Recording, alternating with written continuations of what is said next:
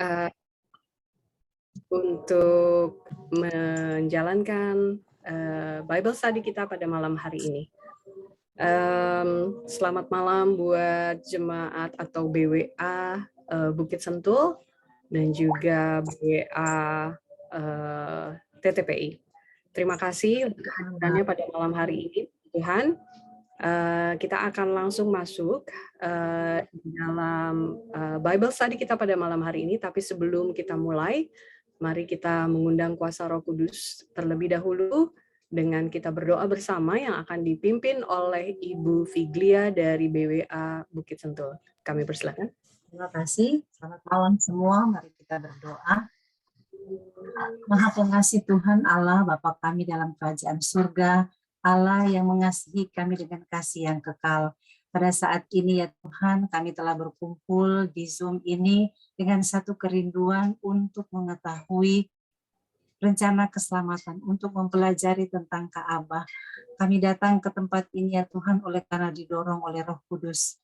Kami mohon kiranya Tuhan mencurahkan Roh Kudus kepada kami semua yang menghadiri Bible Study malam hari ini, juga kepada pembicara, sehingga kami semua akan dituntun oleh Roh Kudus. Ketika kami belajar, kami semakin mengerti, hati kami dipenuhi dengan sukacita, kami semakin mengasihi Tuhan, dan kami semakin setia kepadamu ya Tuhan.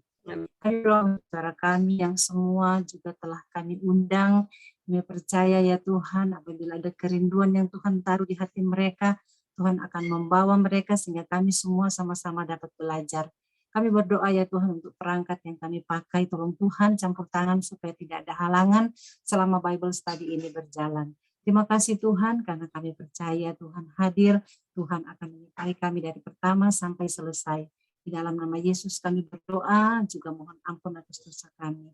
Amin. Amin.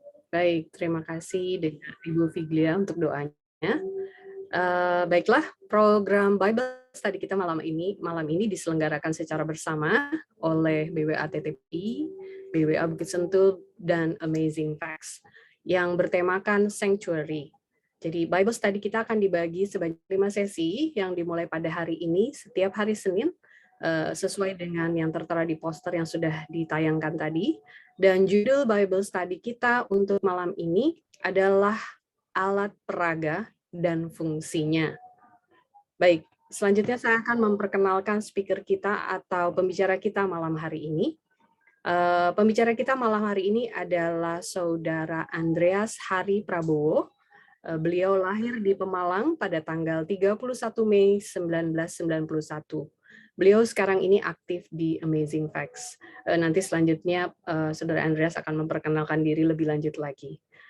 Baiklah, selanjutnya saya akan serahkan presentasi ini kepada Saudara Andreas Hari Prabowo. Kami persilakan. Iya, baik. Terima kasih Ibu Tita sudah memberikan kesempatan ini bagi saya. Terima kasih pada teman-teman semua, saudara-saudari yang sudah hadir di malam hari ini.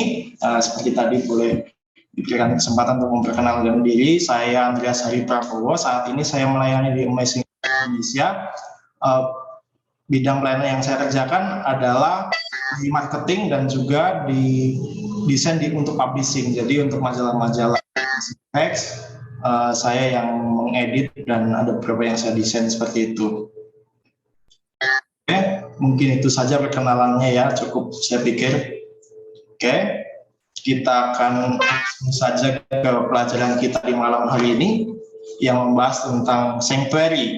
Dan di malam hari ini kita akan memulai dari bagian awal dalam pelajaran sanctuary, dan ini ibaratnya masih kulit-kulitnya. Nanti di minggu-minggu yang akan datang kita akan lebih dalam lagi, dan ada teman-teman kami yang akan membawakannya.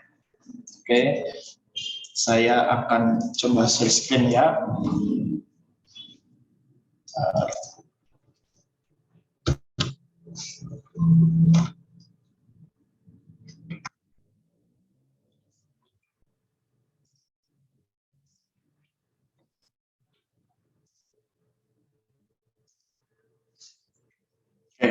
Terima kasih. Apakah boleh terlihat di layar? Terlihat. Ya. Saya coba tes untuk geser slide. Bergeser ya? Iya, bergeser.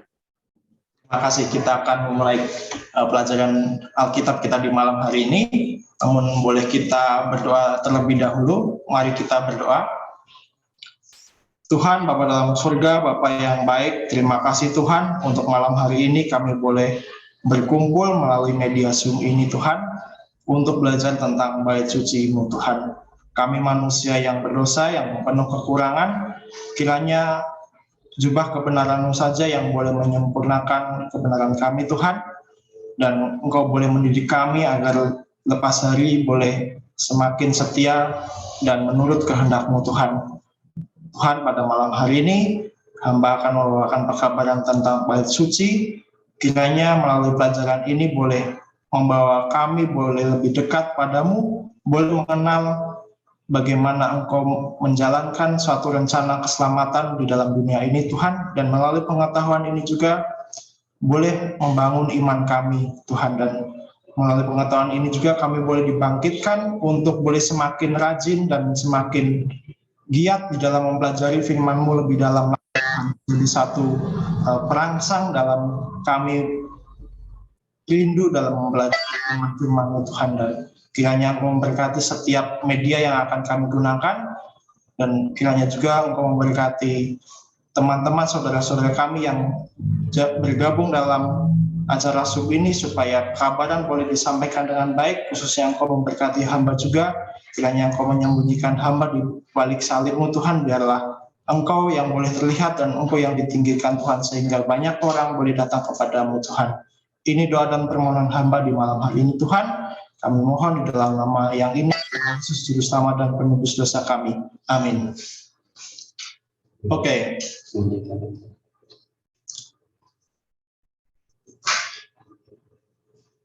Baik teman-teman. Siapa yang di sini dulu pernah bermain dengan alat peraga? Ya, alat peraga ini biasa kita temui di sekolah ya. Dan alat peraga ini ada bermacam-macam seperti ini. Di sini ada tata surya, ada bumi, bulan, dan matahari.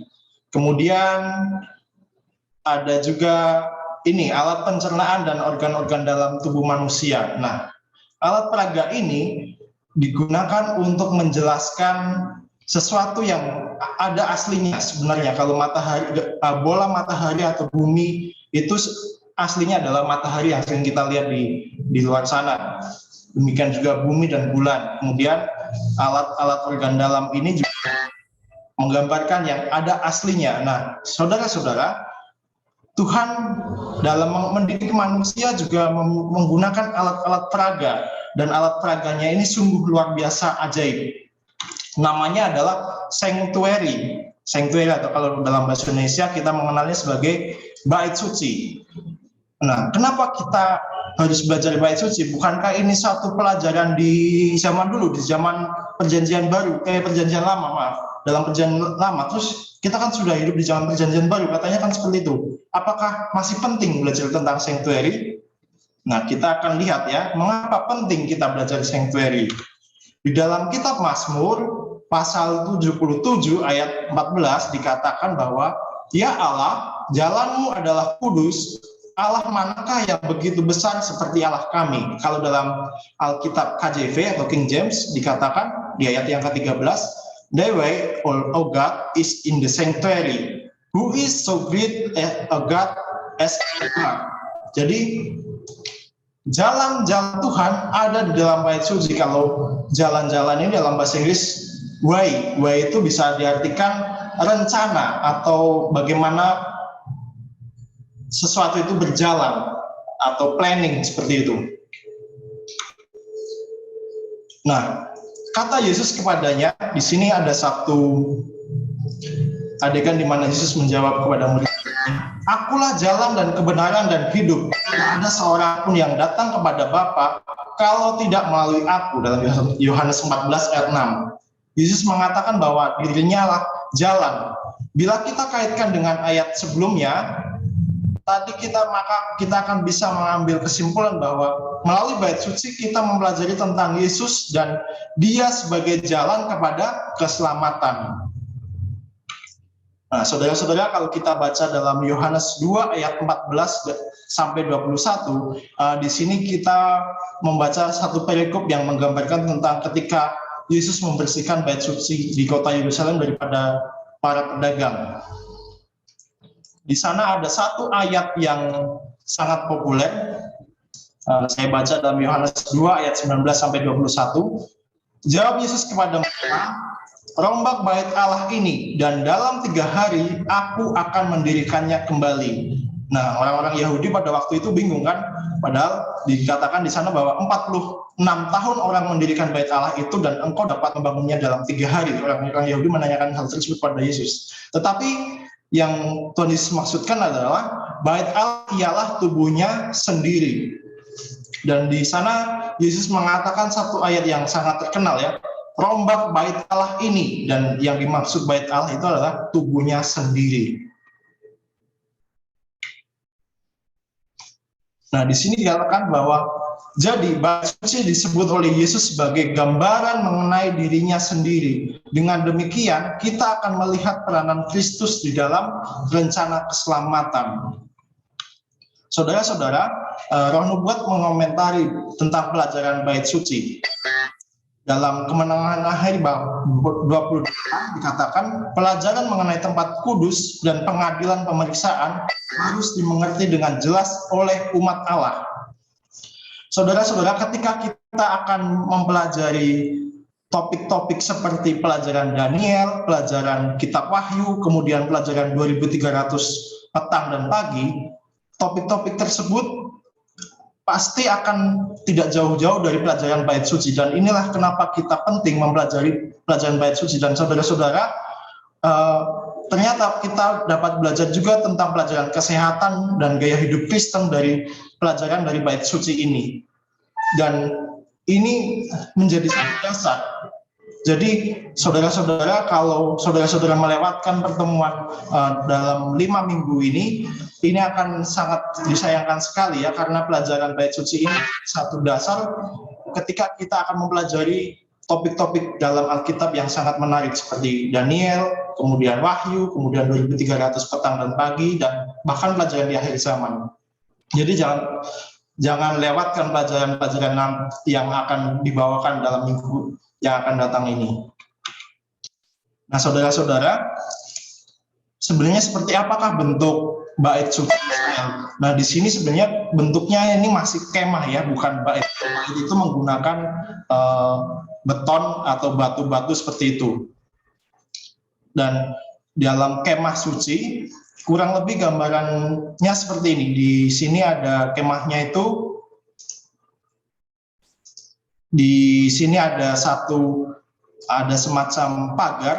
Dan saudara-saudara, pelajaran ini dapat dibaca dalam kitab Keluaran 26 sampai 30, kemudian Keluaran 36 sampai 40, dan juga di pasal-pasal pertama kitab Imamat. Di sini kurang lebih gambarannya di sini ada mezbah korban bakaran seperti ini, kemudian bejana pembasuhan, kemudian ada 2 tempat, di sini ada bilik kudus, kemudian di sini ada bilik maha kudus, dan di dalamnya ada meja roti sajian, kemudian ada meja ukupan, kemudian ada 7 kaki dian, dan di dalam bilik maha kudus ada tabut perjanjian ya, seperti itu ya. Nah, kurang lebih detailnya seperti ini. Di sini ada pelataran dalam di bagian seperti ini. Ini disebut pelataran dalam, dan di pelataran dalam ada mezbah korban bakaran, kemudian bejana pembasuhan, dan di sini ada 7 kaki dian, kemudian meja roti pertunjukan, kemudian mezbah pedupaan atau ukupan, kemudian tabut perjanjian di bilik maha suci seperti ini. Nah, saudara-saudara, kita akan mempelajari detail-detail ini dalam 4 pekan ke depan, jadi jangan lewatkan ya. Lalu, apa fungsi dan tujuan dari bait suci ini? Sesuai dengan judul kita, bait suci digunakan sebagai alat peraga atau satu contoh bagaimana Tuhan membuat satu rencana tentang keselamatan. Bait suci dan upacaranya adalah satu peraga atau ilustrasi dari Tuhan tentang rencana keselamatan yang akan dijalankan di masa yang akan datang. Dan di bait suci ada dua upacara. Yang pertama adalah upacara harian, kemudian ada upacara tahunan. Kita akan pelajari di malam hari ini adalah upacara harian. Nah, dalam upacara harian ini dilakukan 2 kali persembahan hewan korban untuk mengawali dan mengakhiri. Nah, dalam Keluaran 29 dikatakan, inilah yang harus kau olah di atas mezbah itu, 2 anak domba berumur setahun tetap tiap-tiap hari. Domba yang satu haruslah kau olah pada waktu pagi, dan domba yang lain kau olah pada waktu senja. Saudara-saudara, pertama-tama apa sebenarnya arti daripada domba? Yohanes 1:29 mengatakan, pada keesokan harinya Yohanes melihat Yesus datang kepadanya dan ia berkata, lihatlah anak domba Allah yang menanggung dosa dunia. Jadi anak domba atau domba melambangkan Yesus. Lalu apa makna dari waktu pagi dan waktu senja? Dan saudara-saudara, sebenarnya waktu senja ini dalam terjemahan ILT atau Indonesian Literal Translation, senja itu adalah waktu antara sore dan petang. Jadi bukan waktu malam ya, waktu senja itu bukan waktu sudah matahari tenggelam, tapi waktu antara sore dan petang. Dan ini dapat dibuktikan dalam Alkitab. Di sana dikatakan bahwa hari ke-9 ketika ia disalibkan, ini waktu pagi. Kemudian pada jam 3 berserulah Yesus dengan suara nyaring dan menyerahkan nyawanya. Jadi pada waktu pagi atau jam 9 Yesus mulai disalibkan. Kemudian pada waktu jam 3 ini kan sudah sore-sore ya, Yesus menyerahkan nyawanya. Artinya korban ini dimulai dari pagi sampai petang, dari jam 9 sampai jam 3. Dan Roh Nubuat juga mengomentari, di sana dikatakan ketika seruan nyaring sudah selesai keluar dari bibir Kristus, para imam sedang memimpin di bait suci. Itu adalah waktu persembahan petang. Anak domba yang melambangkan Kristus telah dibawa untuk disembelih. Ini dalam Kerinduan Segala Sama bab 78. Lalu pertanyaannya, di antara persembahan pagi dan petang, apa yang dilakukan di bait suci? Kegiatan apa saja yang dilakukan di sana? Dijelaskan dalam Imamat 4, di antara jam itu maka siapapun yang dari umat Israel yang menyadari dosanya akan membawa hewan persembahan secara pribadi untuk memohonkan pengampunan bagi mereka. Jadi selama waktu itu orang-orang yang berdosa dari umat Israel itu datang kepada bait suci untuk melakukan satu upacara memohon pengampunan dosa. Dan saudara-saudara, ketika orang Israel ini berbuat dosa, maka mereka akan membawa ke sini kan. Nah, saudara-saudara, kita lihat bagaimana bentuk perkemahan bangsa Israel. Di sini ada satu perkemahan dan ini bentuknya mengelilingi dari bait suci. Jadi bait suci ini ada di tengah-tengah. Dan bayangkan saudara-saudara, ketika misalkan saya, Andreas, berbuat dosa dan saya punya tempat tinggal di sini, maka saya akan membawa domba saya dari sini sampai sini. Saya bawa ke sini. Saya bawa seperti ini dan pasti akan dilihat oleh tetangga-tetangga saya.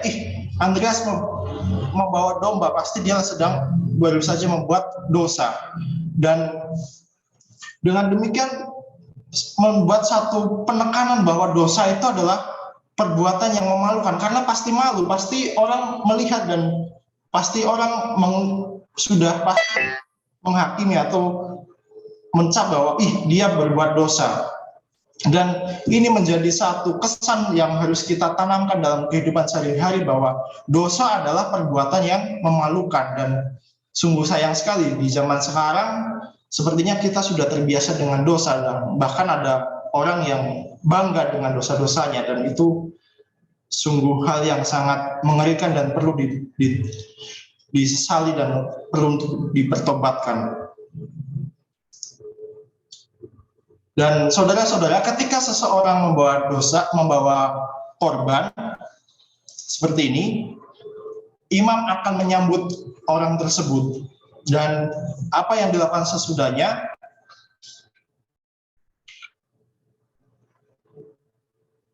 Orang tersebut pasti yang pertama-tama adalah hewan yang dibawa haruslah hewan yang tidak bercacat dan tidak bernoda.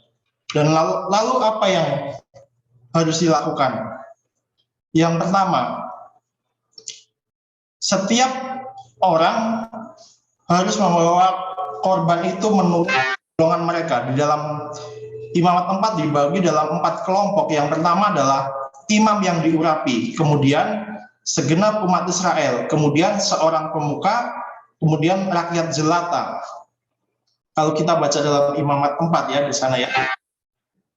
Dan masing-masing golongan ini akan membawa hewan korbannya masing-masing, dan ini berbeda-beda. Kita akan membaca dalam imamat 4. Nah, di sini kita katakan, jika yang berbuat dosa itu imam yang diurapi, maka yang dibawa adalah seekor lembu jantan muda yang tidak berdosa.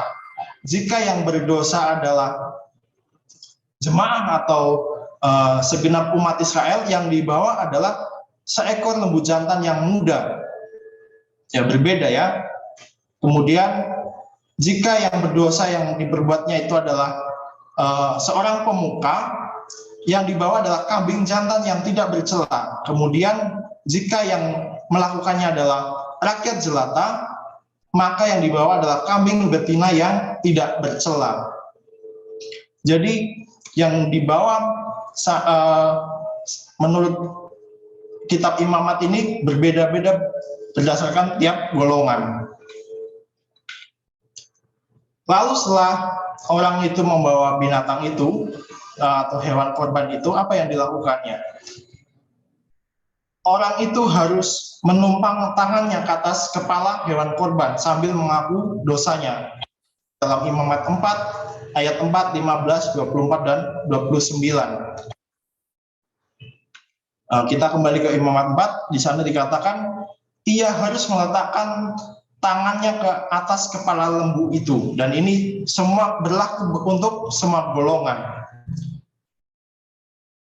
baik itu imam, segenap umat atau seluruh jemaah, atau kemudian pemuka, kemudian rakyat jelata, semuanya harus menumpangkan tangan ke atas hewan korbannya masing-masing. Lalu apa maksudnya menumpangkan tangan ke atas hewan ini?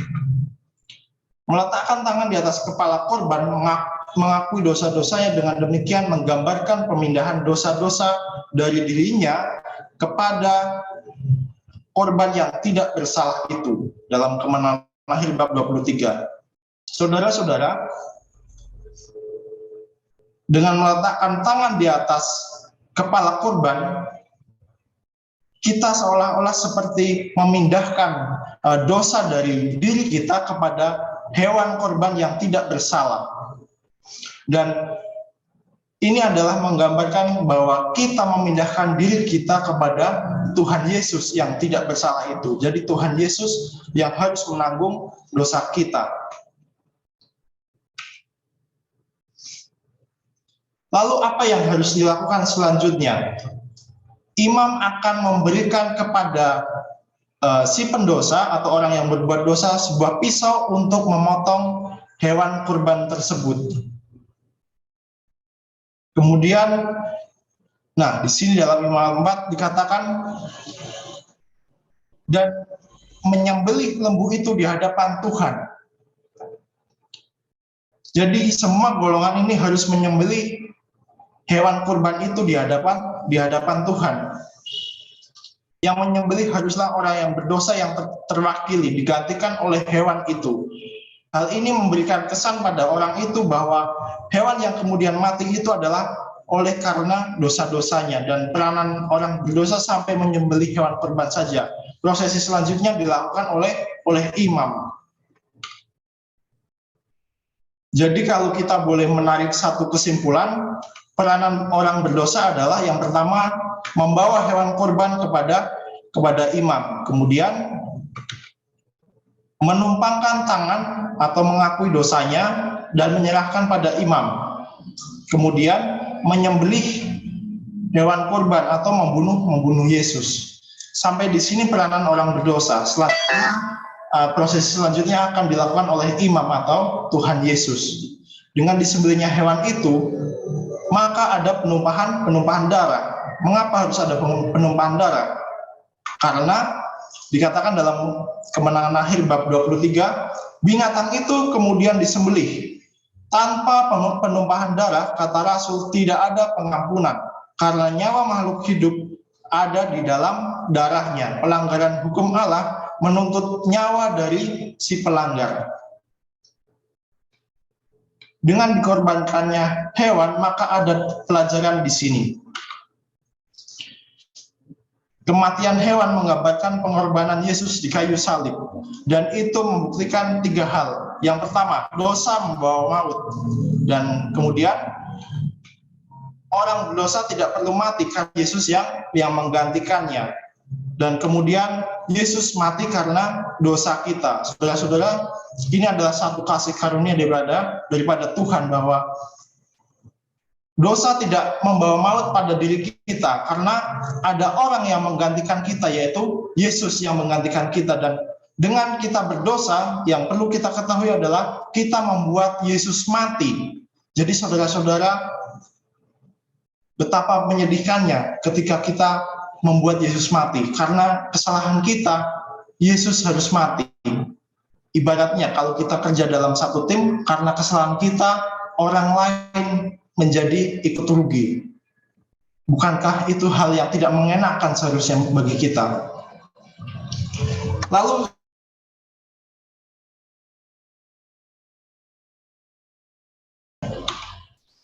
saudara-saudara, setelah hewan disembelih, maka darahnya dibawa ke bilik suci. Apa yang dilakukan dengan darah itu?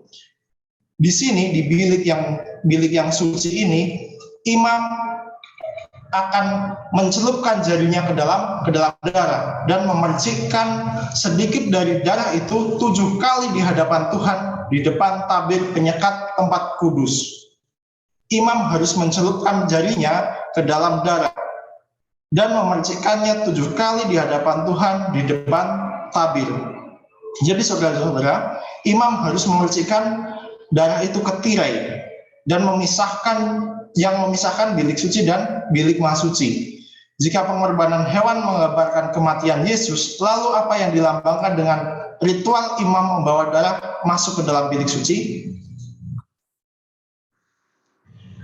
Nah, kalau kita baca dalam Ibrani 9 ayat 12, dan ia telah masuk 1 kali untuk selamanya ke dalam tempat yang kudus, bukan dengan membawa darah domba jantan dan darah anak lembu, tetapi dengan membawa darahnya sendiri. Dan dengan itu ia telah mendapat kelepasan yang kekal. Ini adalah gambaran Tuhan Yesus, bahwa Yesus masuk bilik suci dalam Ka'bah surgawi setelah kenaikannya ke surga untuk menjadi pengantara kita. Mari kita pelajari lebih lanjut tentang pemercikan darah ke tirai yang tadi itu.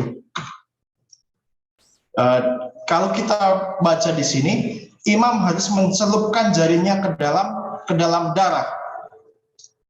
Dan saudara-saudara, kata jarinya ini, kalau kita baca dalam kitab King James, ditulis sebagai finger, bukan fingers. Jadi finger, tunggal ya. Jadi imam mencelupkan 1 jarinya. Kemudian berapa kali imam itu harus memercikkan ke dalam tabir, ke tabir yang memisahkan bilik kudus dengan bilik maha kudus? 7 kali. Nah, angka 7 kalau kita perhatikan dalam Alkitab melambangkan kesempurnaan atau kelengkapan. Ini menggambarkan bahwa sekali saja Yesus mengorbankan darah sudah sempurna, cukup untuk menyelamatkan kita. Nah, di dalam Ibrani 9 dikatakan, dan ia bukan masuk untuk berulang-ulang mempersembahkan dirinya sendiri, sebagaimana imam besar setiap tahun masuk ke dalam tempat kudus dengan darah yang bukan darahnya sendiri. Demikian pula Kristus hanya satu kali saja mengorbankan dirinya untuk menanggung dosa banyak orang.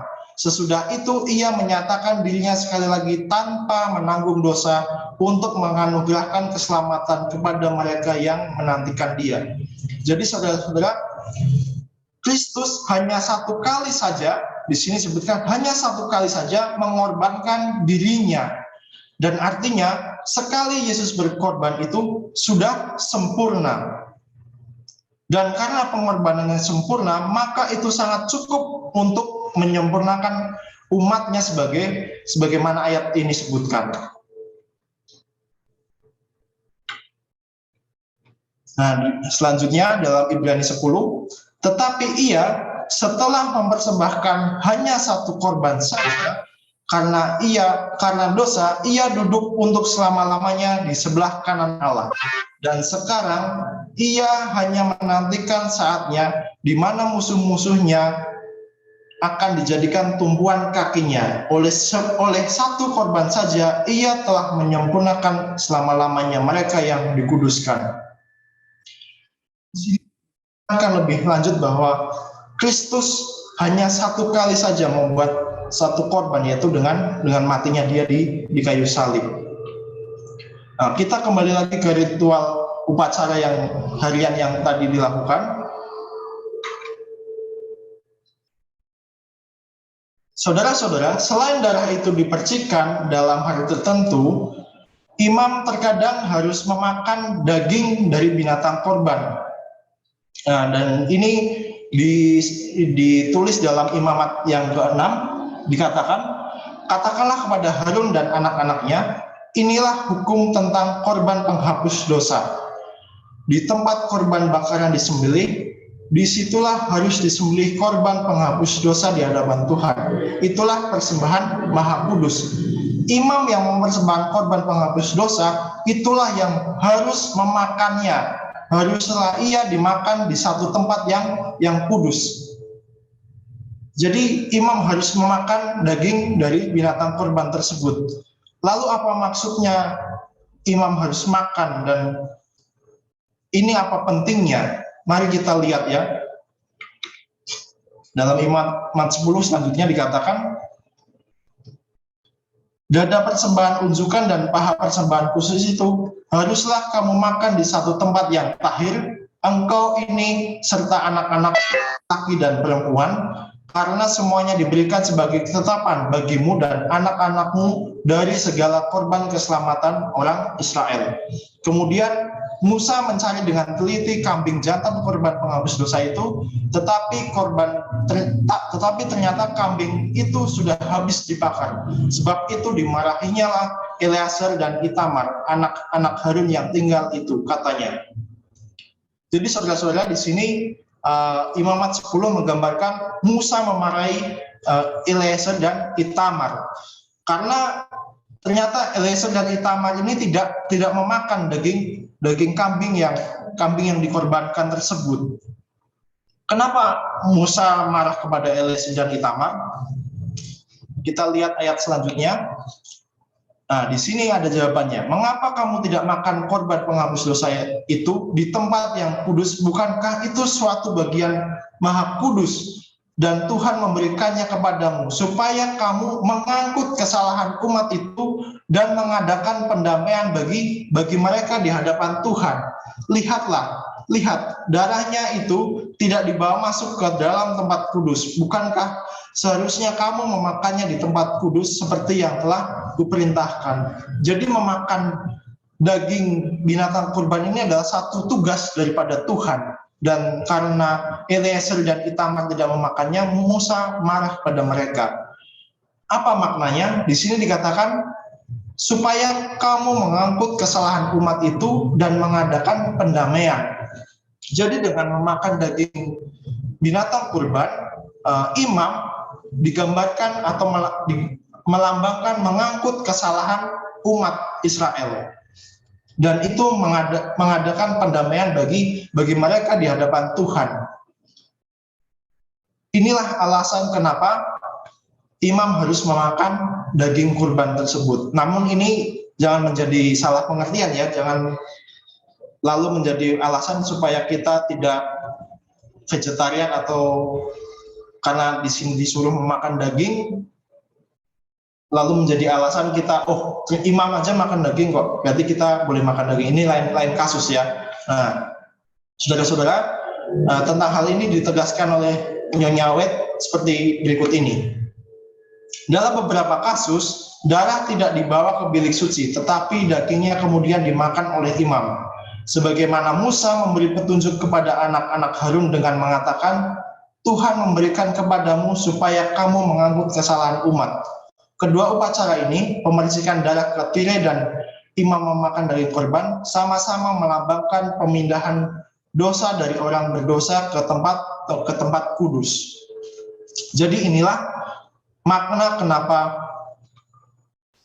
selain memercikan darah ke tirai, imam juga harus memakan daging korban, yaitu ini melambangkan pemindahan dosa manusia ke bait suci dan menanggung kesalahan umat manusia. Ini tidak ada kaitannya dengan Tuhan meminta kita makan daging. Jadi ini nggak ada hubungannya ya dengan Tuhan meminta kita makan daging. Jangan disalah pahami. Nah, saudara-saudara, secara sekilas prosesi korban penghapus dosa itu seperti ini. Jadi ketika orang berdosa ini membawa domba, apa yang dilakukan selanjutnya adalah seperti ini kurang lebih. Imam akan membawa darah dari korban itu melewati kolam pembasuhan, kemudian akan masuk ke bilik suci, dan kemudian sampai ke sini ke tirai yang memisahkan bilik suci dan bilik maha suci, dan imam akan memercikkannya sebanyak 7 kali. Imam akan memercikkan sebanyak 7 kali. Lalu apa setelah itu? Setelah itu adalah imam harus membubuh sedikit dari darah itu pada tanduk-tanduk mezbah pembakaran ukupan dari wangi-wangian yang ada di hadapan Tuhan di dalam kemah pertemuan. Kemudian haruslah imam mengambil dengan jarinya sedikit dari darah korban penghapus dosa itu, lalu membubuhnya pada tanduk-tanduk mezbah korban bakaran. Lalu melambangkan apakah tindakan mengoleskan darah pada tanduk-tanduk mezbah korban ukupan ini? Dalam Yeskiel 43 ayat 20, ambillah sedikit dari darah itu dan bubuhkanlah pada keempat tanduk mezbah itu, dan pada keempat sudut jalur keliling itu, dan pada tepi sekeliling. Dengan demikian menyucikan mezbah. Jadi membubuhkan darah pada 4 tanduk melambangkan satu penyucian. Lalu apa artinya tanduk itu? Dalam Yeremia 17 ayat 1 dikatakan, dosa Yehuda telah tertulis dengan pena besi, yang matanya dari intan terukir pada loh hati mereka dan pada tanduk-tanduk mezbah mereka. Jadi tanduk-tanduk mezbah melambangkan hati manusia. Dan sedihnya di sini tertulis terukir dengan pena besi yang matanya dari intan. Saudara-saudara, hati manusia digambarkan seperti batu dan ditulis dengan pena besi yang matanya dari intan. Kalau ditulis dengan cara seperti ini, artinya seolah-olah dosa ini akan sangat sulit sekali terlepas dari hati kita.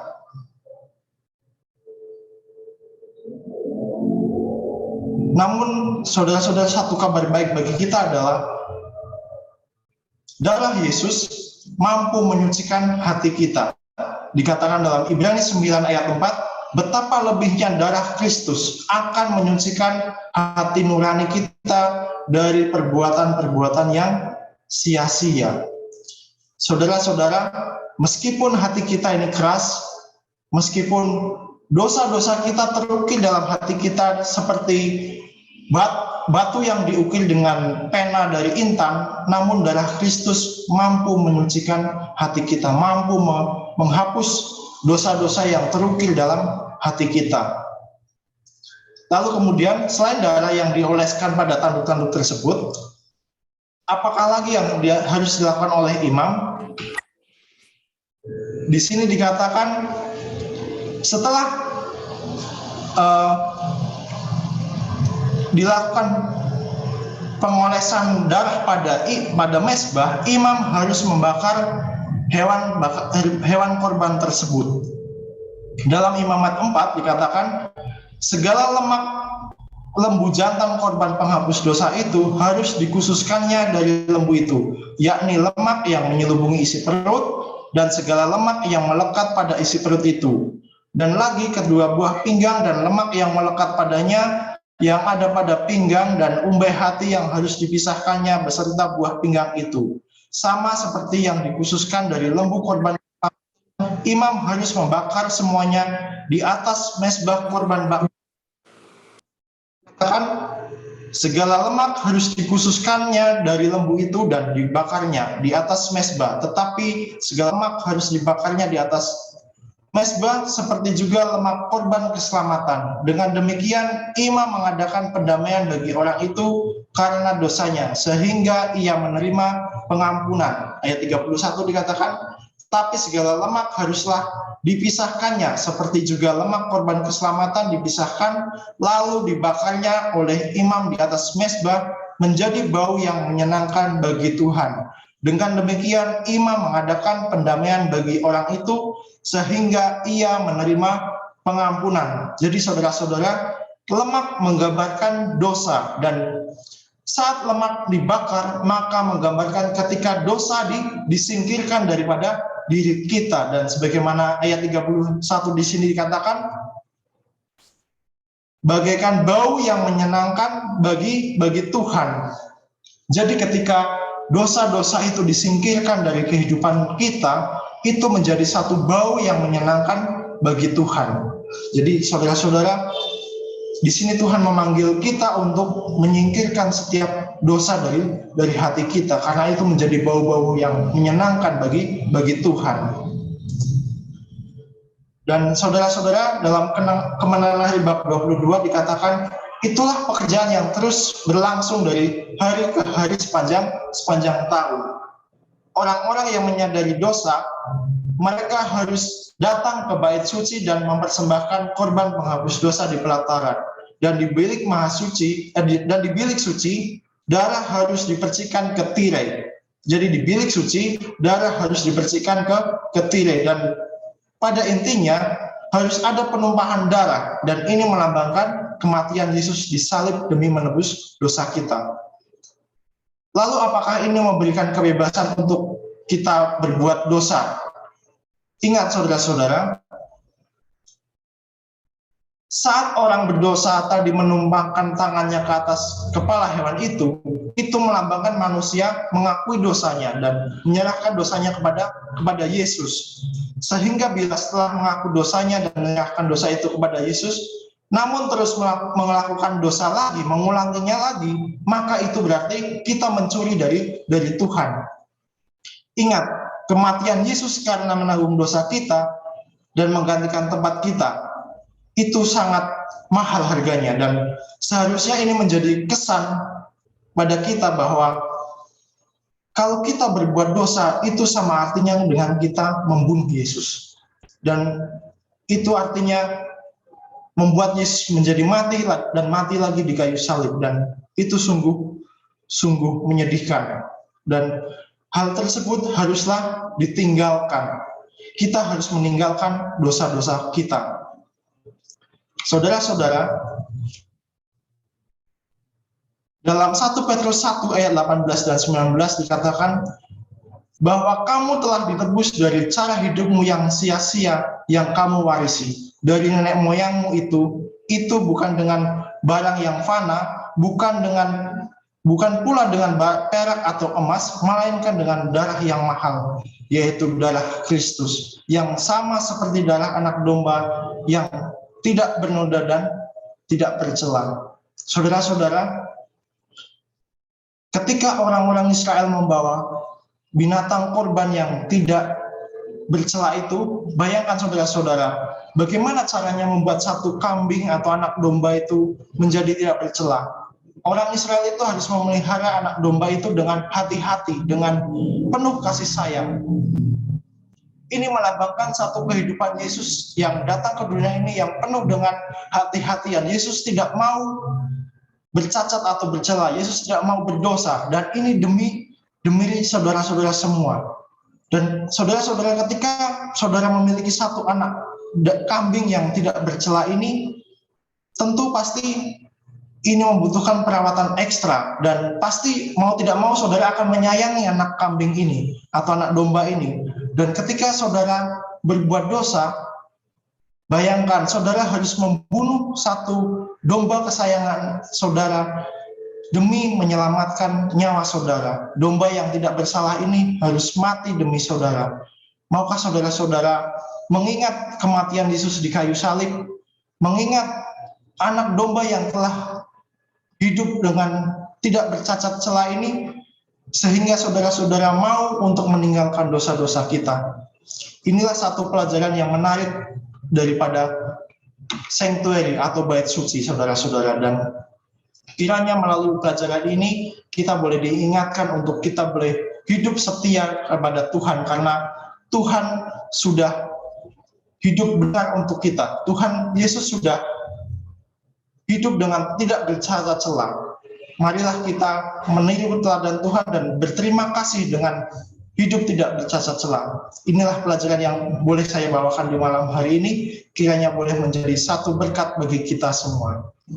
Mari kita tutup di dalam doa sebelum kita masuk ke dalam sesi tanya jawab atau sesi yang lainnya. Mari kita berdoa bersama-sama. Tuhan Bapa dalam surga, Bapa yang baik, terima kasih Tuhan untuk pelajaran di bait suci ini. Kami boleh belajar bagaimana seseorang yang berdosa harus membawa anak domba yang tidak bercacat dan bercela, dan harus mengakui setiap dosa serta kesalahan di hadapan imam, lalu membunuh anak domba tersebut. Tuhan, ini melambangkan bahwa kami harus membunuh Engkau yang tidak bercacat dan tidak bercela demi menanggung dosa-dosa kami. Tuhan, kiranya Engkau melunakkan hati kami agar kami mau hidup benar di hadapan-Mu, supaya kami tidak membunuh Engkau berkali-kali. Tuhan, dan kiranya Tuhan melalui pelajaran sanctuary ini, hidup kami boleh disucikan sebagaimana Engkau menyucikan dosa catatan dosa kami di dalam upacara bait suci. Tuhan, terima kasih Bapa. Ini doa dan permohonan kami di malam hari ini, di dalam nama-Mu Yesus Juru Selamat dan Penebus dosa kami. Amin. Amin. Amin. Baik. Terima kasih banyak kepada Saudara Andreas untuk pembahasan malam hari ini. Luar biasa pembahasan kita pada malam hari ini, yang mana berjudul Sanctuary, yaitu alat peraga dan fungsinya. Di sini memang Tuhan kita begitu baik.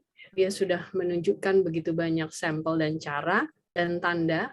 Dan ini juga sanctuary itu sendiri mewakili akan arti dari tubuh Kristus yang bait suci, dan kemudian tubuh Kristus yang dikorbankan untuk menebus dosa umat manusia. Dan ini juga merupakan satu semua alat peraga yang disampaikan tadi itu juga mengenai tentang keselamatan bagi umat manusia. Tanpa menunggu lebih lama lagi, kami akan buka sesi tanya jawab selama 30 menit ke depan. Jika ada yang ingin bertanya melalui chat room, silakan. Nanti saya akan bacakan secara berurutan, atau jika ingin yang bertanya secara langsung, silakan membuka mic-nya yang nanti akan dibantu oleh host untuk dibukakan mic-nya. Kami persilakan.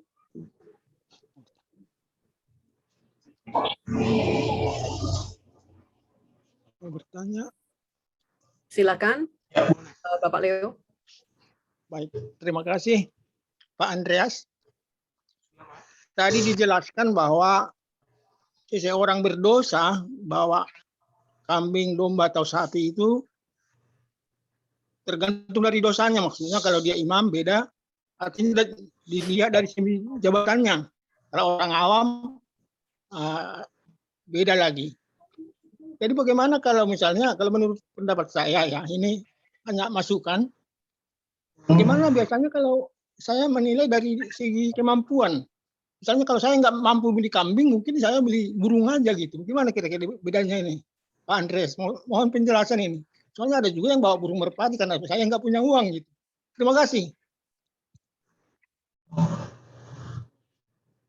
Iya, ini satu pertanyaan yang sangat baik. Ya, memang dikatakan dalam kitab Imamat, apabila seseorang tidak memiliki kambing atau sesuatu yang ditentukan tersebut, dikatakan di sana boleh membawa korban yang dalam bentuk yang lain, ya. Saya coba buka Alkitab. Jadi kita bersama-sama untuk belajar ini, ya. Jadi di dalam Imamat di sana ada korban sajian, ada korban bakaran, kemudian ada korban keselamatan dan korban penghapus dosa. Dan di sini dikatakan dalam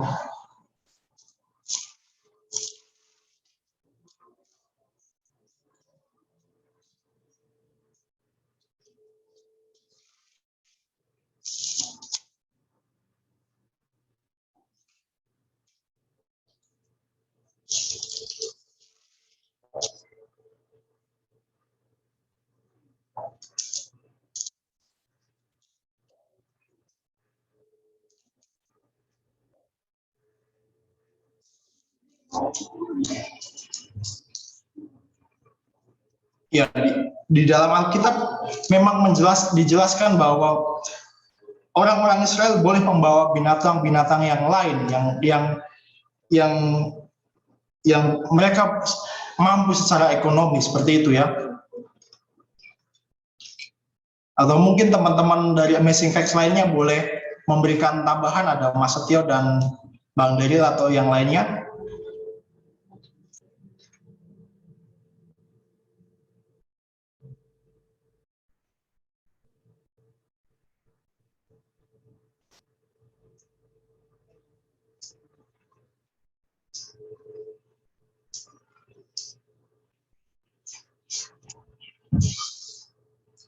Di sini saya menemukan dalam Imamat 5 ayat 7, tetapi jikalau ia tidak mampu untuk menyediakan kambing atau domba, maka sebagai tebusan salah karena dosa yang telah diperbuatnya itu, haruslah ia mempersembahkan kepada Tuhan 2 ekor burung tekukur atau 2 anak burung merpati, yang seekor menjadi korban penghapus dosa dan yang seekor lagi menjadi korban bakaran. Ya, di sini dalam Imamat 5 ayat 7, ya. Dan ini bisa kita baca lebih lanjut di ayat-ayat selanjutnya. Cukup panjang di sini penjelasannya, seperti itu, Pak.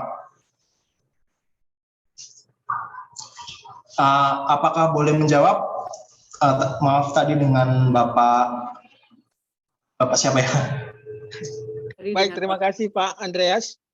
Ya, maksud kita malam ini hanya membahas, kan tadi kan mungkin ada juga yang bawa tepung juga kan ya, itu mungkin berbeda dengan ini kan, ini darah Yesus ya. Ini ada kan juga yang bawa tepung atau jenis-jenis mungkin curahan, mungkin ada juga bawa persembahannya itu. Jadi saya kira bagus kita ambil garis besarnya pada malam hari ini hanya mengenai yang berdarah gitu ya, kira-kira gimana. Karena ini ada bermacam-macam penghapus dosa ini. Terima kasih. Ya, memang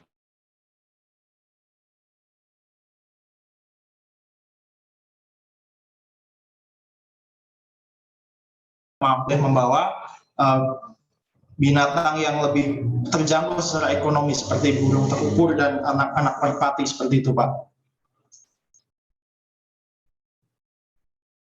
Oke, apakah ada pertanyaan yang lain? Baik, terima kasih Pak Leo. Mungkin ada lagi yang lain mau bertanya, silakan.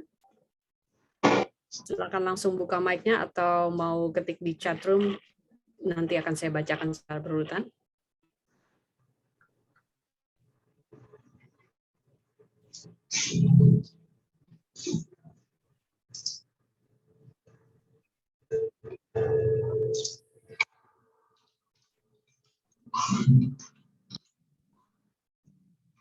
Mungkin ada yang mau menambahkan juga kami persilakan.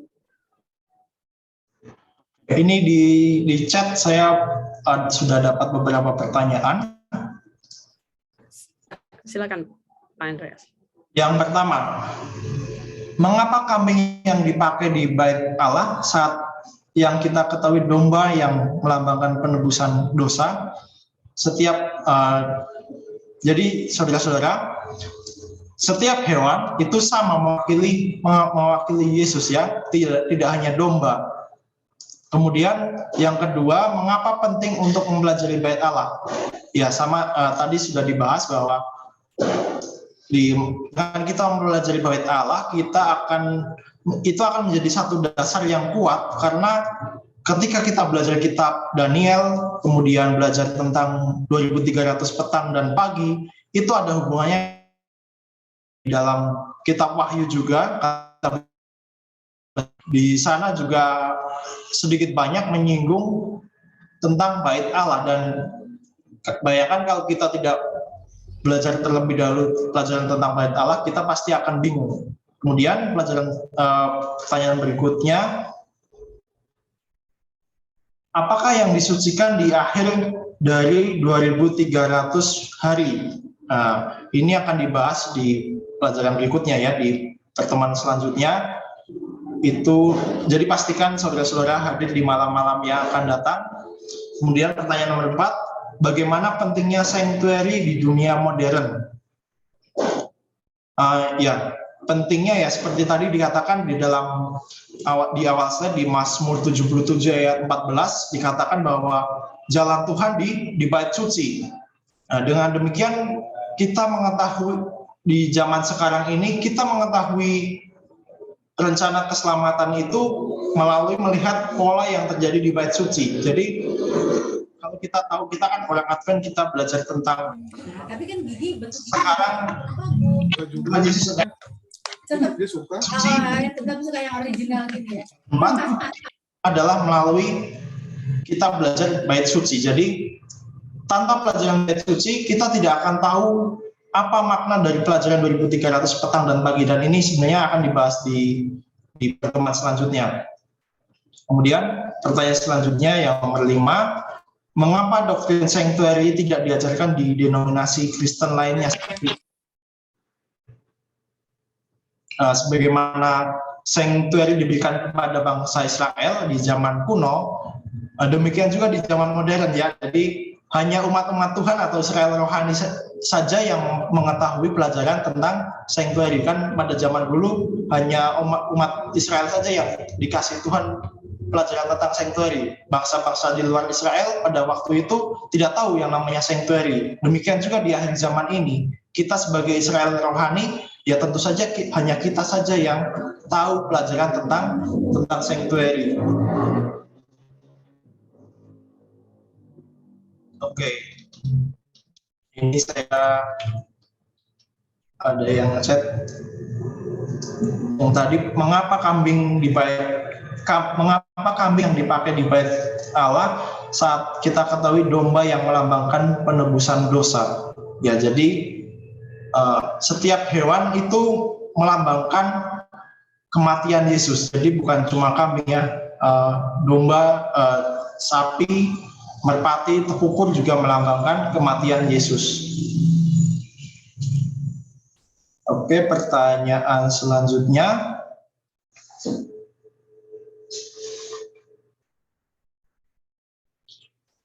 Kalau korban yang tidak berdarah karena keadaan ekonomi, di manakah makna darah Yesus tertumpah untuk orang berdosa? Oke, kita tadi baca dalam Imamat 5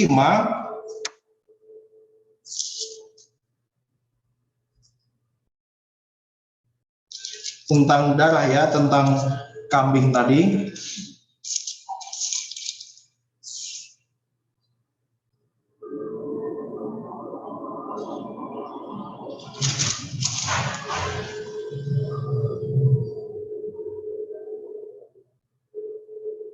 Dalam Imamat 5 ayat 11 dikatakan, tetapi jikalau ia tidak mampu menyediakan 2 ekor burung tekukur atau 2 ekor anak burung merpati, maka haruslah ia membawa sebagai persembahannya karena dosanya. Itu 1/10 eva tepung yang terbaik menjadi korban penghapus dosa. Tidak boleh ditaruhnya minyak dan dibubuhnya kemenyan di atasnya, karena itulah korban penghapus dosa. Lalu haruslah ia dibawanya kepada imam, dan imam itu haruslah mengambil daripadanya segenggam sebagai bagian ingatannya, lalu membakarnya di atas mezbah, di atas segala korban api-apian Tuhan. Itulah korban penghapus dosa. Dengan demikian imam mengadakan pendamaian bagi orang itu karena dosanya dalam salah satu perkara itu, sehingga ia menerima pengampunan. Selebihnya adalah bagian imam, sama seperti korban sajian. Ini saya baca dalam Imamat 5 ayat 11 sampai 13. Nah, di sini memang tidak, karena menggunakan tepung, maka tidak ada darah. Maka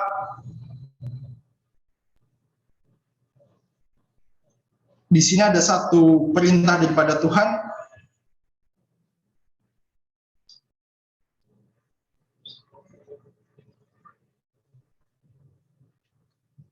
Di ayat 12 dikatakan, lalu haruslah itu dibawanya kepada imam itu, haruslah mengambil padanya segenggam sebagai bagian ingatannya, lalu membakarnya di atas mezbah. Jadi kalau tidak ada darah di sini, tepung itu harus dibakar.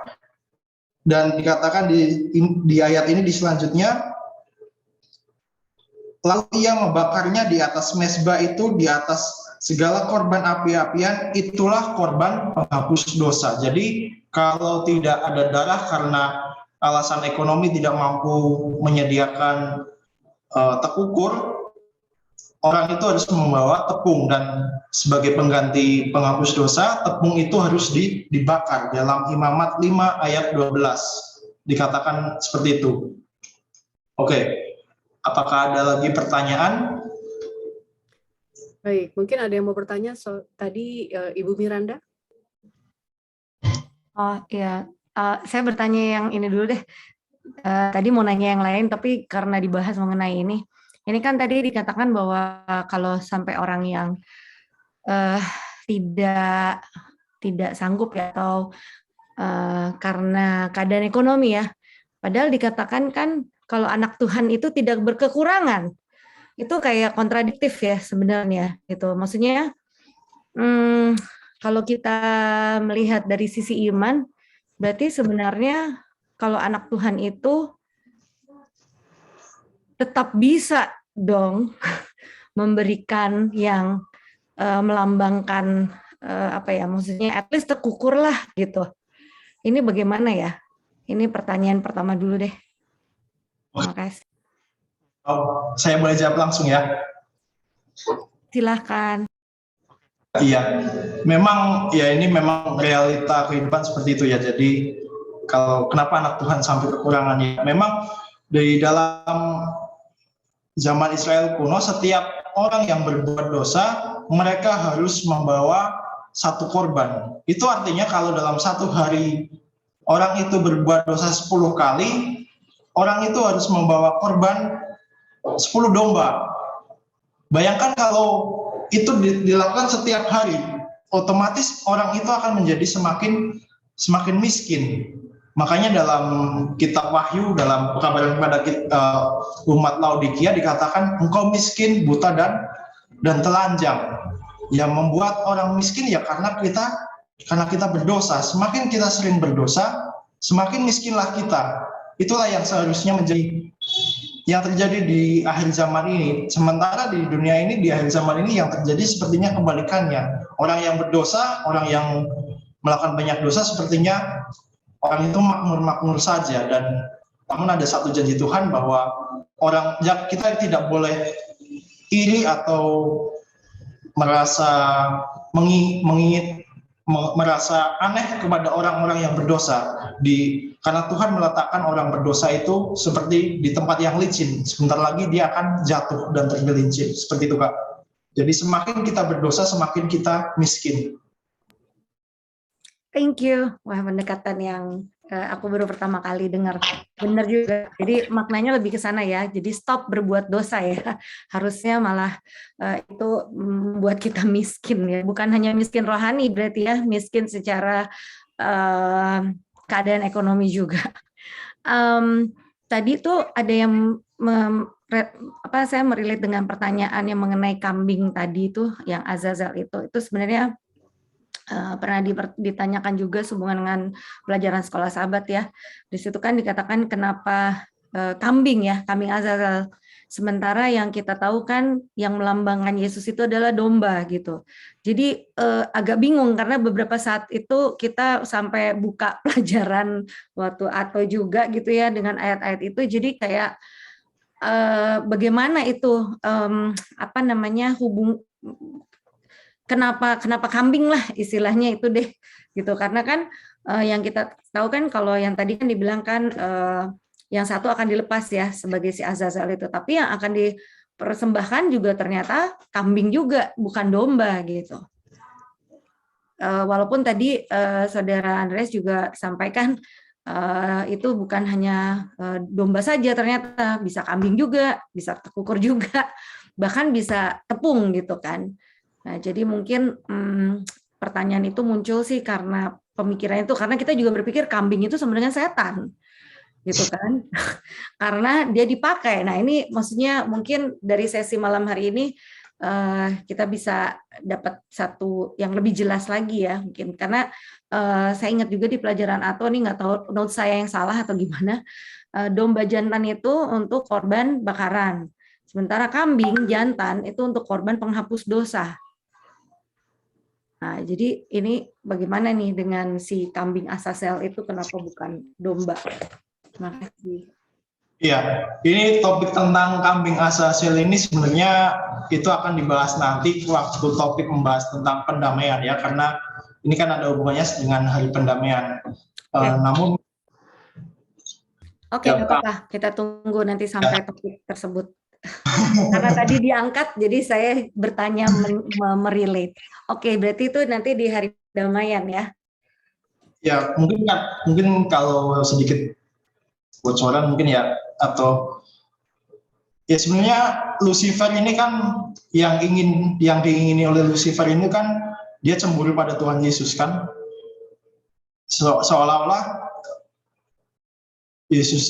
Lucifer ini menganggap dirinya Tuhan, dan ini sama-sama, mungkin kalau saya pribadi melihatnya ya sama-sama kambing. Yang satu ini kambing beneran Tuhan, yang satu seolah ingin menjadi kambing. Lucifer ini ingin menjadi kambing.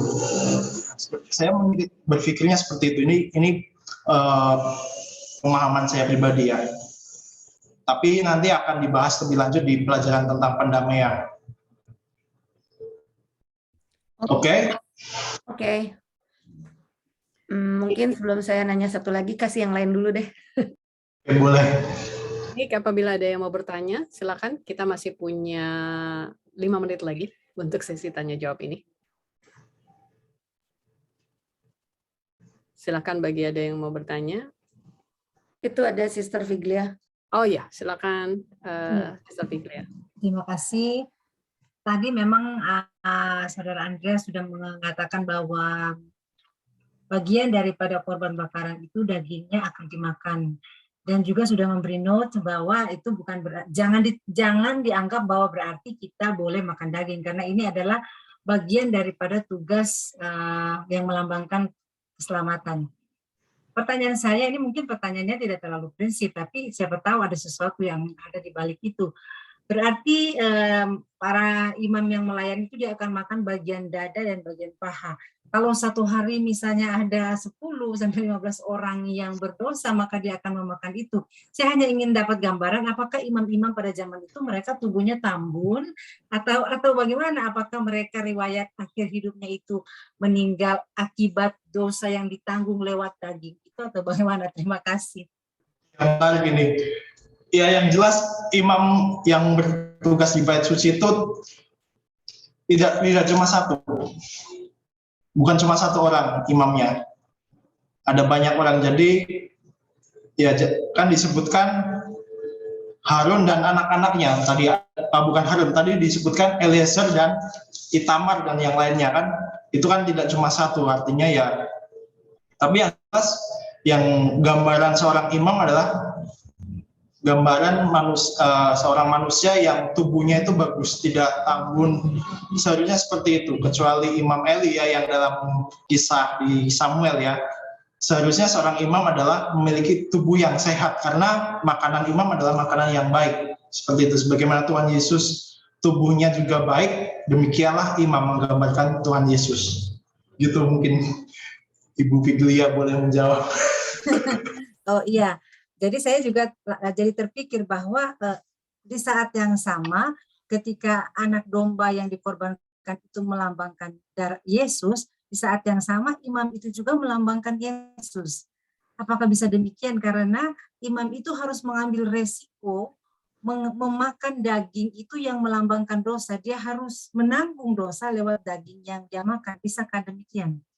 Iya, karena kalau kita baca dalam kitab Ibrani dikatakan di sana ya imam yang sesungguhnya adalah Yesus, dan imam-imam pada zaman dahulu itu juga melambangkan Tuhan Yesus, karena ya tadi kan disebutkan Ibu Figlia sendiri bahwa imam itu harus memakan darah, memakan daging itu, yaitu memang melambangkan Yesus yang masuk ke dalam bilik suci seperti itu. Dan kitab Ibrani mengkonfirmasi hal tersebut, bahwa imam adalah Yesus. Seperti itu. Oke, mungkin boleh menjawab, Bu. Ya, terima kasih. Itu boleh menjawab, tetapi memberikan kesan kepada saya bahwa imam itu juga telah mengorbankan dirinya sebagai secara manusia melayani dengan memakan makanan daging. Kalau konsep reformasi kesehatan kita saat ini, kita membayangkan itu kan, bagaimana setiap hari berkilo-kilo yang harus dia makan, tetapi itu menunjukkan bahwa pengorbanan dirinya harus mengambil tugas itu untuk melambangkan bagaimana dosa itu yang harus ditanggung, yang bisa mungkin merusak dirinya. Iya. Terima kasih. Oke. Terima kasih, Sister Figlia. Mungkin ada lagi yang mau bertanya, atau Ibu Miranda mau bertanya untuk pertanyaan yang terakhir?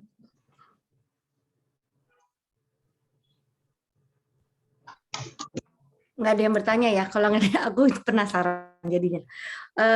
Saya ada pertanyaan, tapi ini merespons dulu dari Sister Figlia ya, mengenai daging. Kan kita boleh makan daging ya, yang nggak boleh dimakan darahnya kan ya? Iya. Benar demikian? Karena makanya ada orang Yahudi kan mereka punya namanya kosher ya. Jadi daging itu sendiri boleh kita makan, tapi darahnya yang nggak boleh. Karena darah melambangkan nyawa. Benar begitu, dan kalau itu yang saya pelajari ya. Nah, maka pada saat imam-imam itu memakan daging, saya tadi kurang detail ya bacanya. Apakah di situ ada proses untuk darahnya yang dikeluarkan sehingga makan hanya dagingnya saja? Ini pertanyaan yang sangat baik ini. Kita harus baca ya. Saya sejauh ini memang ketika membaca dalam kitab Imamat 1, 2, 3, 4, 5, saya belum mendapatkan apakah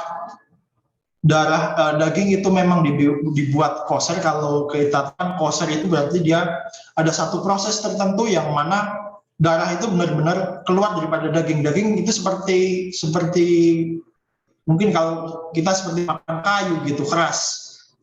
Namun di dalam kitab Imamat itu saya belum mendapatkan ayatnya yang mana mengatakan darahnya itu benar-benar dikeluarkan. saya sendiri jujur aja belum mendapatkan ayatnya yang menyatakan bahwa darahnya benar-benar dikeluarkan dan lemaknya benar-benar dikeluarkan juga, karena lemak juga kan tidak boleh dimakan kan seperti itu. Ya. Oke, berarti nanti kita cari bersama ya. Mungkin secara logik aja kali Pak ya. Kalau dia kan celup tangannya di darah, berarti darah dikeluarin dulu, baru jarinya ditelupkan ke darah. Gitu ya. Seperti orang tua kita kalau potong ayam dikeluarkan darah dulu kan. Waktu potong darahnya dikeluarin. Saya rasa juga begitu kali prosesnya. Logik aja ini nak dari imamat sih. Karena dia mencelupkan tangannya di darah itu gitu. Make sense juga sih Tante. Iya. Karena coba kan kita lihat. Saya kan perhatikan dulu ibu saya sering potong ayam ya. Potong dulu kita belum advent juga, potong anjing dulu di Manado. Itu darah dikeluar, ayam itu dikeluarin darahnya, ditempatkan di tempat yang. Nah saya dulu belum advent. Jadi kalau dulu memang darah dikeluarin sendiri dulu. Tapi mereka masih pakai darahnya. Tapi kalau kita tahu bahwa kita tidak bisa memakan darah. Di buku di Alkitab ada darah, kita tidak bisa mengkonsumsi darah. Tapi pada waktu imamat memang tidak bilang itu. Tapi saya percaya dipotong darahnya ditumpah begitu keluar satu wadah. Kemudian jarinya dicelupkan itu untuk dipercikan. Itu cuma logik aja. Tapi secara itu saya juga baca. Terima kasih. Yes, Tante, thank you. Ya, mungkin sangat bisa diterima sih pernyataan itu, karena tadi ada ya darahnya itu ya. Mungkin tidak secara spesifik, tapi kalau ada yang salah, pasti Tuhan juga akan menegur imam-imam itu ya nggak sih? Jadi karena kalau salah terus langsung ditegur waktu itu kalau salah. Ya, gitu. betul. Jadi mungkin proses itu karena sudah ada dari zaman Adam dan Hawa bahkan ya, kan kita tahu ya bahwa kita tidak boleh makan darah dan lemak itu tadi gitu. Oke, thank you Tante Doli. Pertanyaan yang terakhir dari saya, Saudara Andreas, adalah tadi dikatakan adalah kita harus imam itu kan membawa domba yang tidak bercacat dan tidak bercela ya, melambangkan Tuhan Yesus, dan hidup kita kan harus seperti itu gitu. Jadi pertanyaan saya, memungkinkankah atau jadi memungkinkan dong bahwa kita nih yang mengaku umat Tuhan untuk bisa hidup tanpa cacat dan tanpa celah, kah? Kan di dalam Yesus, karena ya kita tahu kalau kita baca Alkitab dikatakan kebenaran kita adalah seperti kain kotor kan. Jadi ya hanya melalui kuasa Yesus saja kita boleh sempurna, dan kesempurnaan ini ya sempurna pada masanya. Kalau misalkan seorang bayi, dia sempurna ketika dia bisa berjalan. Tapi kalau orang yang dewasa, dia sempurna ketika dia sudah bisa berlari seperti itu. Dan perlu diketahui juga di surga nanti kita akan tetap belajar tentang kasih. Di Alkitab dikatakan nubuat akan berakhir, pengetahuan kita tidak sempurna, namun kasih akan tetap ada, dan kita akan terus bertumbuh di dalam Tuhan nanti di dalam surga. Jadi ya kita sempurna pada level kita masing-masing seperti itu. Mungkin itu bisa menjawab. Oke, terima kasih. Jadi memang kita tidak bisa, maksudnya kita mengikuti Yesus, maka dari itu kita sangat bersyukur ya, kita menjadi anak-anak dari Tuhan Yesus yang mana tidak bercacat dan tidak bercelah, di mana kita bukan seperti Yesus dalam arti kita tidak bercacat, tapi kita dibikin gitu ya, oleh karena kasih karunia Tuhan, maka kita disanggupkan, dimampukan untuk menjadi tidak bercacat dan bercelah. Begitu kira-kira, brother? Saya dapatkan dalam Yudas ayat yang ke-24, Yudas pasal 1 ayat 24, dikatakan di sana, bagi Dia yang berkuasa menjaga supaya jangan kamu tersandung dan yang membawa kamu dengan tak bernoda dan penuh kegembiraan di hadapan kemuliaannya. Jadi kita bisa sempurna oleh kuasa Tuhan. Di sini dikatakan bagi Dia yang berkuasa menjaga supaya kamu jangan tersandung. Jadi bagi Dia, di sini Dianya besar, artinya Yesus. Dia yang berkuasa menjaga supaya kamu jangan tersandung. Seperti itu. Terima kasih. Terima kasih Sister Tita. Terima kasih Sister Brother Andrea. Baik, terima kasih banyak untuk pertanyaan yang sudah disampaikan. Karena waktu kita terbatas, kita akan menutup Bible Study kita pada malam hari ini. Sebelum kita tutup, ada closing statement dari Saudara Andrea dan sekaligus doa tutup. Ya, terima kasih kepada teman-teman dari TTPI, kemudian dari Bukit Sentul. Kita pada malam hari ini belajar tentang upacara harian di Bait Suci, di mana kita belajar bahwa ketika kita berdosa, yang harus kita lakukan pertama-tama adalah kita datang pada Tuhan dan kita mengakui dosa kita, lalu kita secara tidak langsung membunuh Tuhan Yesus, ya. Jadi dengan kita berdosa, kita membuat Tuhan Yesus mati, dan kiranya dengan memandang bahwa kematian Yesus ini yang hanya dapat mampu menebus dosa kita, kita menjadi insaf bahwa supaya kita boleh hidup benar di hadapan Tuhan, supaya kita tidak menyalibkan Tuhan Yesus berkali-kali. Itu pelajaran yang dapat kita ambil dari upacara harian di Bait Suci. Kiranya ini boleh menjadi satu peringatan bagi kita supaya kita boleh hidup dalam kesalehan. Ya, terima kasih. Boleh dilanjutkan dengan doa tutup, Saudara Andreas. Kita berdoa. Maha besar Tuhan Bapa dalam surga yang boleh memberikan satu kesempatan bagi kami untuk belajar Alkitab di malam hari ini. Kami boleh mempelajari satu upacara harian yang diadakan di dalam Bait Suci. Kami boleh mempelajari bagaimana satu dosa boleh akhirnya dihapuskan dalam kehidupan kami oleh kematian anak domba yang tidak bercacat dan tidak bercela tersebut, Tuhan. Kiranya dengan melihat kematian anak domba tersebut, kami boleh hidup benar di hadapan-Mu, dan kami boleh menghentikan setiap hal-hal yang menjadi kesia-siaan belaka dalam kehidupan kami, hal-hal yang akhirnya menyalibkan Engkau di kayu salib, Tuhan. Kiranya melalui pelajaran Bait Suci ini, Tuhan, kami boleh mengingat kematian-Mu di kayu salib, sehingga kehidupan kami boleh menjadi selaras dengan kehendak-Mu, Tuhan. Dan kami percaya, Tuhan, hanya melalui kuasa-Mu saja kami boleh hidup benar di hadapan-Mu. Kami manusia yang berdosa, kami tidak sanggup dengan hikmat akal budi kami membutuhkan hikmat akal budi daripada surga, supaya kami boleh hidup benar, Tuhan.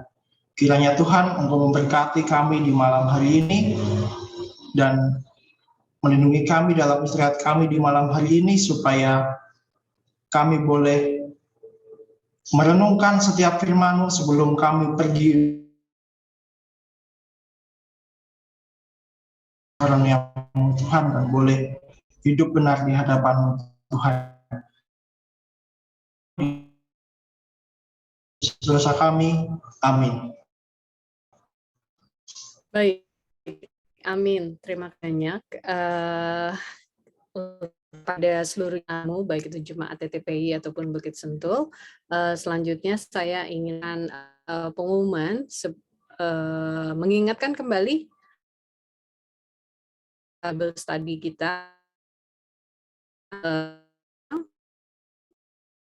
nanti.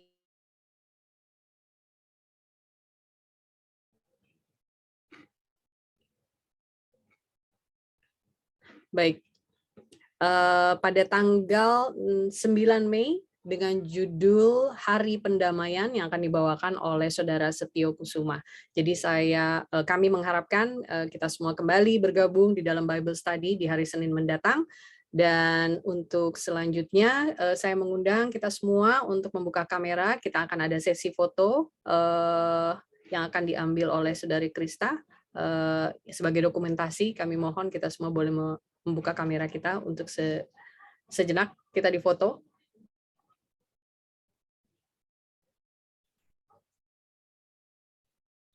Saya akan tunggu sebentar.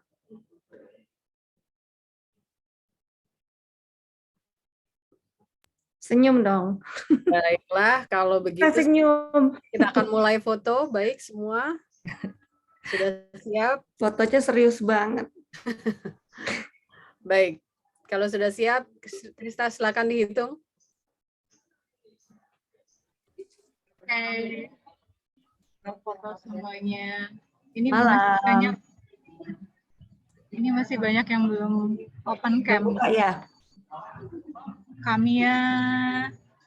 Mia tadi bukannya udah buka ya? Mi? Lagi di mobil gelap. Nggak apa-apa, gelap-gelap. Nggak apa-apa. Yang penting ada wujud. Rep Samuel. Ini masih ada Firna, Tere, ada Mom Eli, ada Brother Setio, Tante Selvi, Tante Yola. Ini ada Judy. Tante Doli. Oh, Tante Yola. Oke. Ya, sudah makin banyak yang buka foto. Tante Doli tadi buka kamera, tutup lagi. Oke, silakan Krista. Lihat kamera, senyum terus. Oke, kita foto ya. Sebentar.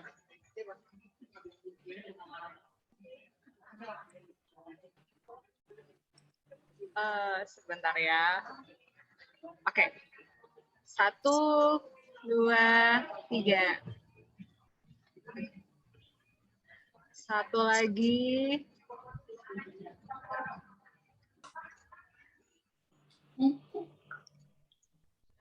Wah, benar-benar ini agak lag. Anda boleh bantu? Mungkin. Oke, smile everyone. 1, 2, cheers. Thank you. Baik. Oke. Thank you.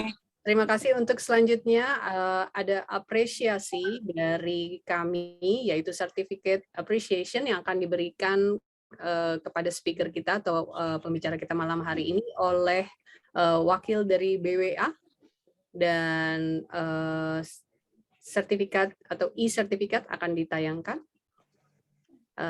dari representatif BWA. Ibu Miranda atau Tante Doli?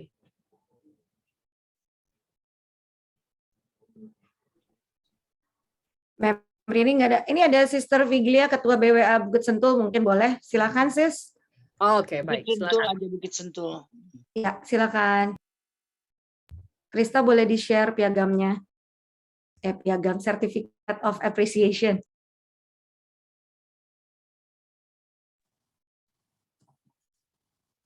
Terima kasih atas kesempatan yang diberikan kepada kami dari BWA Bukit Sentul mewakili semua BWA yang hadir, demikian juga BWA dari TPPI. Terima kasih dari TPPI telah menyediakan sertifikat apresiasi.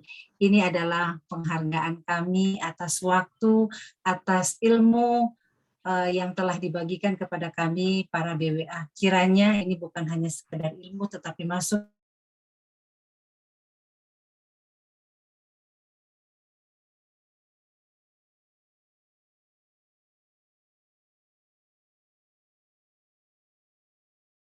sehat, terus diberkati Tuhan, dan terus menjadi alat Tuhan untuk membawa kabar keselamatan.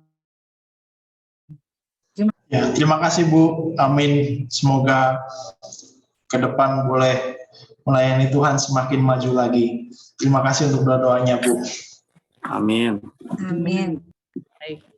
Baik, terima kasih sekali lagi kepada semua jemaat dan tamu yang sudah join di malam hari ini. Kita kembali join di hari Senin mendatang, dan Tuhan Yesus memberkati. Selamat malam.